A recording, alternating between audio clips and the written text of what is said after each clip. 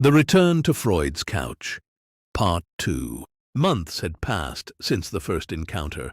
Freud had not been able to forget the provocations of the unusual visitor. Something intrigued him. He had never managed to diagnose the patient in question. One day, without warning, the devil reappears, more sarcastic than ever. He enters with his usual confidence uninvited and throws himself onto the couch as if he were at home. Hello, Sigmund. I hope you missed me. The last session was so enlightening, don't you think? You almost moved me with your Herculean effort to save the human ego. I admit our last meeting was instructive, to say the least. Have a seat, then. Tell me, what brings you back? Another session of self-indulgence? Oh, Freud, don't underestimate me. I'm here to keep a close eye on the progress of your scientific discoveries and see how you continue to refine the art of diagnosing problems without ever finding the true solution. Interesting. But before we continue, let me ask, how do you assess the impact of my theories on humanity? I couldn't be more pleased. Thanks to you and your followers, millions are now obsessed with self-discovery. They are eternally trapped in a mirror, analyzing every crack in their own ego while I spend my time polishing the glass. Humanity has become a legion of narcissists, each more convinced than the last that the answer lies within themselves. And do you see this as a failure? Failure? No. I see it as a spectacle, a grand play where humanity obsessively seeks to heal its sick soul while refusing to admit it needs something beyond itself. Or you, Freud. You create new theories like children building sandcastles on the beach, ignoring that the tide is always about to wash everything away. But what about science? Isn't it our duty to evolve, seek rational explanations, understand the unconscious, and offer pathways for humans to achieve internal harmony? Oh, internal harmony. What a lovely concept. But what you offer is the illusion of control. You give humans a false sense of power over their minds, while ignoring that. Without real transformation, all you achieve is repressing chaos. And I, of course, am in the audience, applauding. So what do you suggest? That we should simply give up?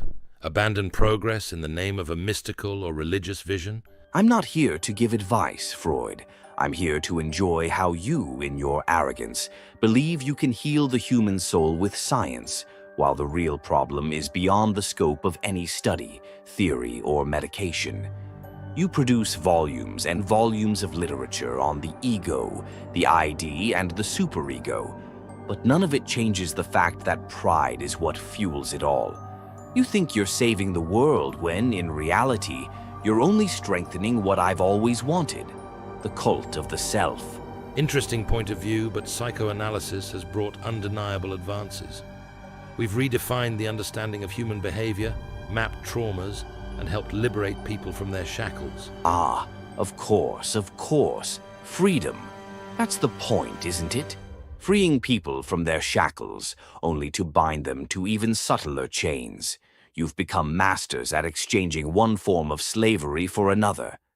Be whatever you want, fulfill all your desires, heal yourself. That's what you preach, isn't it? And in the process you just help me inflate the human ego more and more until it bursts into despair and emptiness. So, what would be the solution, according to you?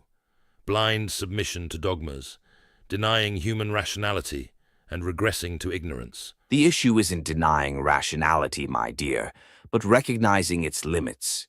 You're so obsessed with the idea of progress that you don't see how far you're drifting from the truth.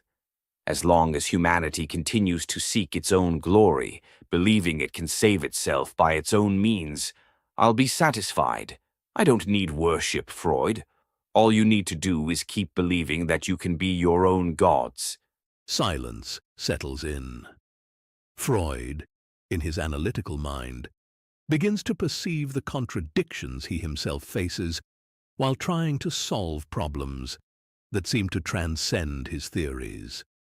But before he can formulate a response, the devil rises, smiling from ear to ear. Well, dear Freud, It's been a pleasure, as always. I love talking to intellectuals who think they have all the answers, but who are actually as lost as anyone else. See you next time you decide to play God. With a theatrical bow, the devil disappears, leaving Freud alone once more with his thoughts, and with a growing discomfort in his heart.